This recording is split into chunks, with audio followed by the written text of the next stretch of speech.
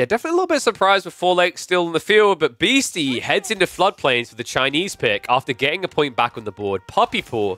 In Baltoon's own words, Abba is very nice for this map. I'm not going to put a Swedish accent on to insult him as I say that. He's a lovely dude.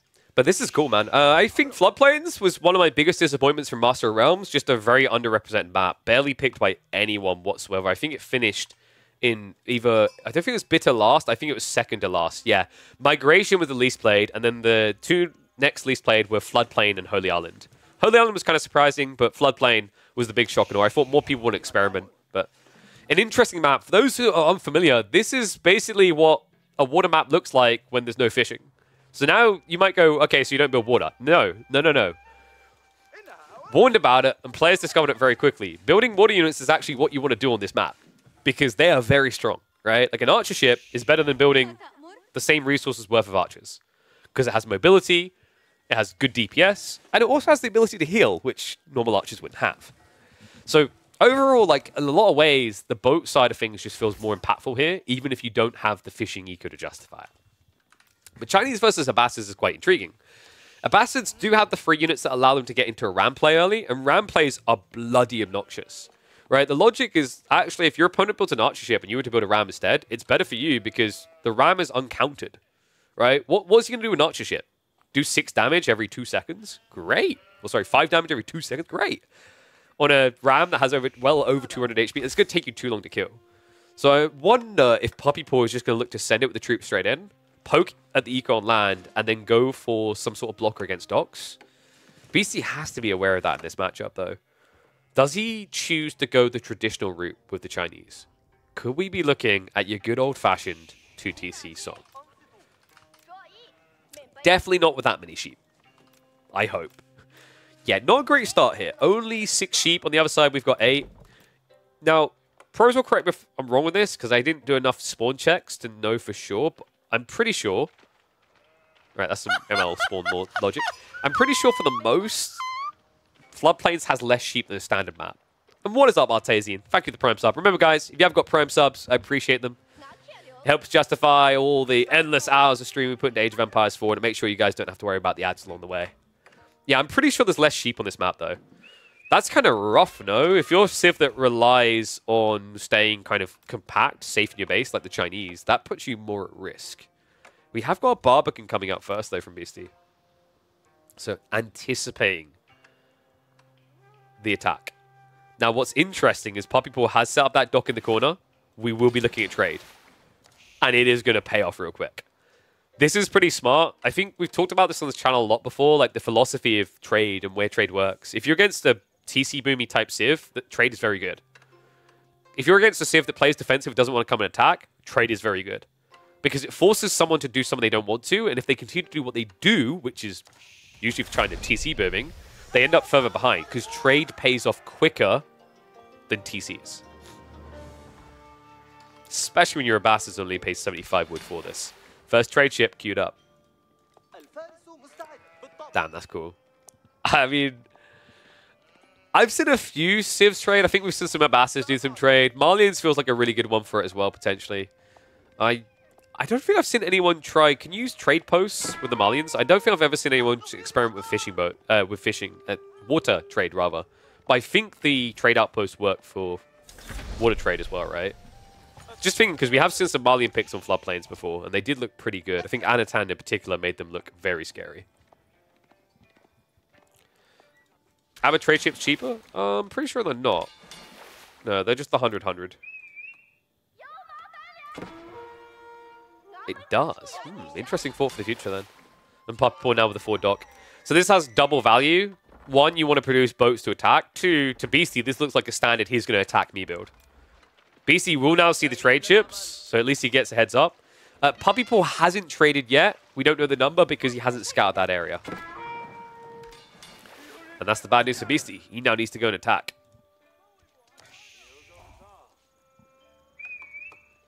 Should you place on the enemy gold? On a map like this, to place on the enemy gold, for a start, it's a back spawn gold, right?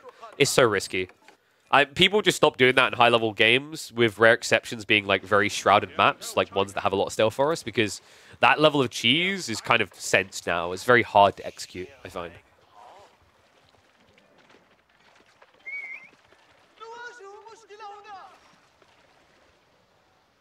So our ship is going to come out. He's looking for the trade boats now. And there we go. So it's going to be 74 wood and 74 gold each way. One archer ship shouldn't be able to kill a trade ship before it reaches the midway dock. So Puppy should be able to protect himself. Meanwhile, looks like we have got the units around the back. So a little bit of poke coming in that is going to force Beastie to react now with the archer range. Guys, this is actually perfect for Puppy Paw. The reason is that your opponent has now built a production unit for 150 wood. You don't need to do that as well. You could actually build stables, or you could just take that 150 wood and put it into more boats. And I love that. The repair on the drive-through, just to make sure that the trade ship rather, will be full health by the time it comes back. Ooh, that's spicy as well. Forward outposts. He could gather the stone. It's really close to his starting spawn. Looks like archers are chasing, but they'll never be able to catch now. Dow is already on the way, and yeah, Beastie's smart about this. You can't run out blind because you'll get caught coming back. Yeah, 225 health is a lot when you remember it doesn't take bonus damage from like anything that you're going to build in water, right? Because boom ships don't get extra. It's the same logic with transport ships at 400 HP. Like, how do you kill a transport ship with boom ships? You can't. It takes 5 demos to kill a transport ship. For reference here, it takes 3. Which is more expensive than a trade ship.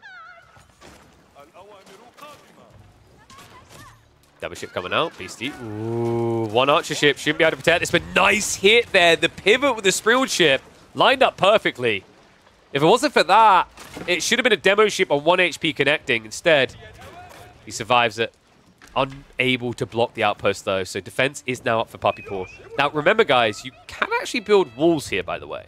And walls is really, really effective against these junk ships and whatnot because they'll hit for 1 damage.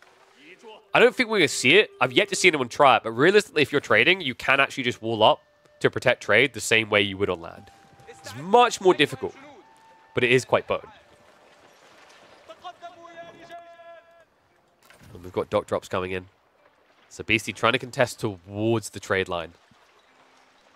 2 demos starting to creep out. Villager on the way, protected. Puppy Paw may have to pause trade for a moment here. He may have been a little bit too greedy, a little bit too fast. Archer ship is going to get pushed back. Bagglers have to back up a little bit. No teak mask yet from Puppy Paw. That's the tech that basically gives you military boot camp on water. Trade ships. Nice pivot round. Remember, you can micro like this. It does work. Thank you very much for the raid, Jesse.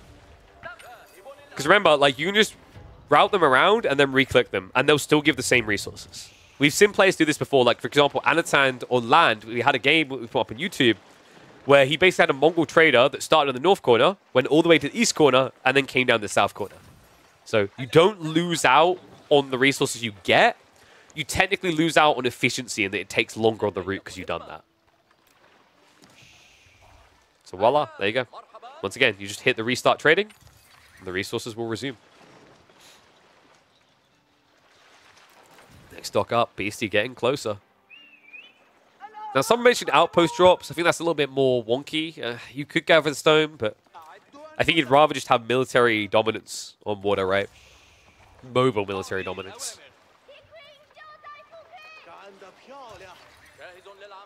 Trade ship has to pull away, but once again, restart trading. Touch and paid. Bagglers being chased away here. Demo is going to come in for the contest. Archer ship poking from the south side, though, will make Beastie think twice. Trade ship does get sacrificed in it all, though, so Puppy Paw caught not looking. Outpost now coming up from Beastie, so he's going to commit to it anyway. Interesting investment. I mean, you've got the villager out here, right? I guess the thought process is you might as well do something. And that explains where the stone's coming from. So he's going to gather for the stone right next to this location. So very long-term investment for one villager. Meanwhile, Puppy Paw has been busy doing other things, guys. He actually did go for land. Horsemen have been added in. Oh, that's kind of wild. Because Beastie doesn't expect it right now, right? Like, I think he's maybe... Where is his scout? Because I feel like he's playing in a way that suggests he's expecting Barbican to reveal everything. So his scout is what? With the main army? No, it's on the other side. Big mistake made. Horseman pounce. Archer advantage now gone. Beastie in a bit of trouble here. He doesn't have to build a spearman, but he might be forced to. Either that or it's going to be shivs out. Either way, it's going to be idle eco, and villagers lost. Archer's down. Press on the water. Demo in. Good connect. Puppypaw has to back away. Villager did get intercepted as well, so denial on Doc. And the traffic jam from this Doc is hurting him. Meanwhile, on land, though, more pain going the other way. Puppypaw now finding Villager kills and a lot of idle time. Which needs to back up, right? You don't want to come out too far, so they can work, but at the same time, you don't want to be under the TC anymore. The archers should be able to camp here quite freely. Beastie does have problems. Technically, there is a weave around here where you can still catch the eco without going and range the TC. If you snipe this guy here, this is huge, by the way. He doesn't have Imperial Academy. So losing officials hurts a lot. There's a lot of pain coming on water now. Check this. Puppypaw now with a military lead. Teak Master's in. Guys, this is an insane tech, right? Like, now that he's up at 10 boats, this is an extra 1.5 boats in health. It's not in DPS, sure, but it also means it's much easier to survive demo hits. Teak Mas. How the hell did you hear Teeth Master from that? Huh? Is my accent that bad?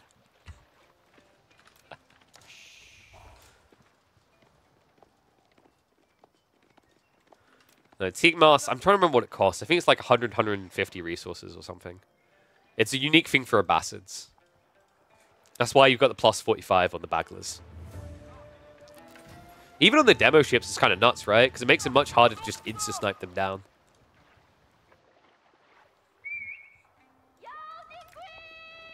Oh, looks like the Springles did actually cut off these looming troops. Remember, Beastie does have to come out here eventually. There is no fishing, no safety. Song is now online. So we talked about that taxman issue. Beastie has offset it. Quite greedy, though, when you're behind on boats like this. The problem now, though, is Puppypaw has to dive in towards these outposts. He doesn't know whether there's arrow slits online yet. There should have been, but Beastie looks like he didn't have the gold at the time, even though he definitely had the stone. And that's now going to be revealed. It's queued up, but Baglers are committing. Demo ships leaking in. Nice dodges, but unfortunately not enough there. Tower is down. The clash can begin. One demo is stuck in there for Beastie. Trade ships are about to resume in the middle of the battle, though. Demo. Oh, wait, what? Beastie. Oh, no, he missed. He mismicroed. He pushed it forward by accident. He didn't mean to do that. He's got no hold against the mass Baglers now. He needs to queue more demos. Puppypaw feeling confident, starts to push in. Still two archer ships to work with. Demo not able to skirt it. But raw health-wise, Puppypaw is pushing. Beastie now behind by 4 of these Springled ships. Archer ship is frontlining. That might be a mistake from Puppypaw. Demo should be coming in soon. However, it came all the way back from south. Could this be the right timing? Puppypaw maybe slightly overextended. Does see it. Archer ship's moving forward now. Baits his opponent out of position, though. Beastie getting in deeper. Archer ships looking for it. Springle starting to clip it as well. Demo down to half HP. Beastie barely holding on. Push comes to shove. Can he push back? Unfortunately not. Demo does not connect. Beastie now falling behind. He's catching up a little bit on the Springle count, but the Archer ship count, the demos, could be the difference now for Puppypaw. Needs to respect the dock. You never know what's coming out there. But he has regained territory for trade to resume. Pressure point continues. That dock could end up griefing him, remember. It's very hard to get in and around it with the right ships. Archer ship is going to dive past. Mostly ignored. Demo now free to go, though. Beastie, only one Archer ship here. Double Demo pushing in. Nice micro to get rid of one. Second one will be a connect, though. Could be a big one. Only gets a single ship. Puppypaw, quick to back away. You saw that timing, right? Dove when he saw this ship spawn. Backs away when another one potentially comes.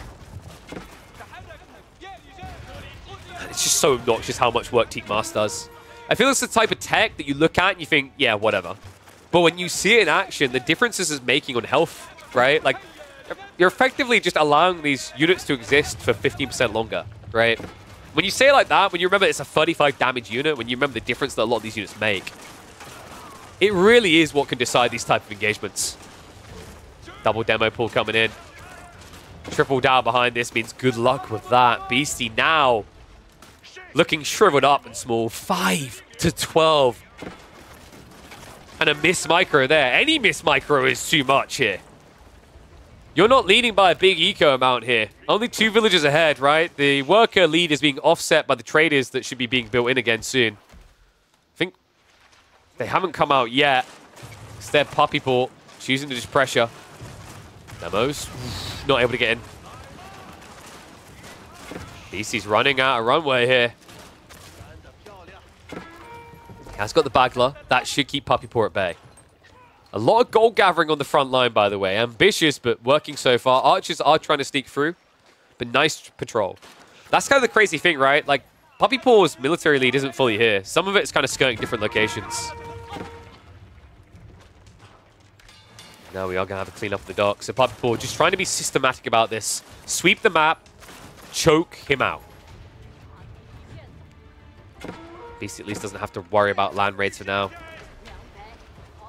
A little bit of poke coming in here. One villager going down. So BC now behind on raw eco. A lot of injured ships for Puppy Paw, though. Like, he needs to kind of camp near docks and take fights near docks or build additional docks here. That's the liability, right? It's like the reason these numbers keep favoring Puppy Paw is after the fights, he has got a lead. He is, like, 6 boats ahead. However, from a percentile situation of how many boats ahead he is, it's more like 1.5 because of the health bars. Puppy Paw now, oh my god. What? The read on this. He knows where the attack is coming. He's going to look to wall himself in. Unfortunately, he's going to wall some villagers out. Ooh. Oh no. Okay, that's kind of expensive. Puppy Paw, 3 villagers going down. The gate is... No, please don't build the gate. Puppy Paw, please. Oh god. Can he find some in return, though? It's a push onto the gold, but that's already been retreated from. 2 more villagers go down. Puppy Paw losing his eco lead. Beastie, though, in return, losing more map control. Now, the demos, I don't think they were revealed. They are not going to kill buildings quickly. It's going to take 3 of them to take down a palisade. Which, yes, it's not a good trade. If that wasn't obvious already, it's a really bad bloody trade. And ships can go for gates, yes.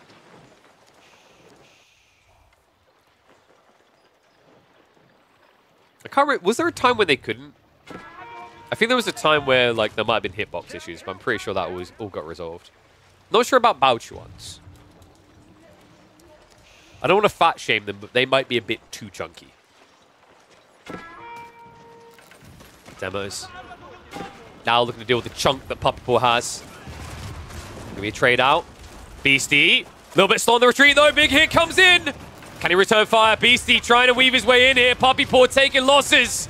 But the archer ships minimize it. Trade ships now front lining for the team. This Puppy Paw got enough here. It's a 5 spiral ship lead. Most demos removed from the equation. Dock on the front side coming up from Puppy Paw. Needs to hold this area, but health bars aren't looking great. Junk comes in again, but fails to connect. The demos not able to get that final coup de grace that he needs. Beastie needs to push in further. Demos trying to leak in again. Archer ships to target them down. Needs to get the final one. Gets it just in time. Dock has been denied. But we are approaching healing territory for Puppy Paw. Trade is starting to bulk up. He needs more damage. Beastie sends in another wave. Demos being targeted down. Needs to start a stepper. One still alive, though. He's going to peel it off to minimize the losses. Demo comes in return, and Beastie at risk. Fleet is small. 6 Springles to 13. Puppy Paw looking to break in. Meanwhile, Beastie breaks off. Sends ships to raid the eco. Demo will not protect in time before the trade ship goes down.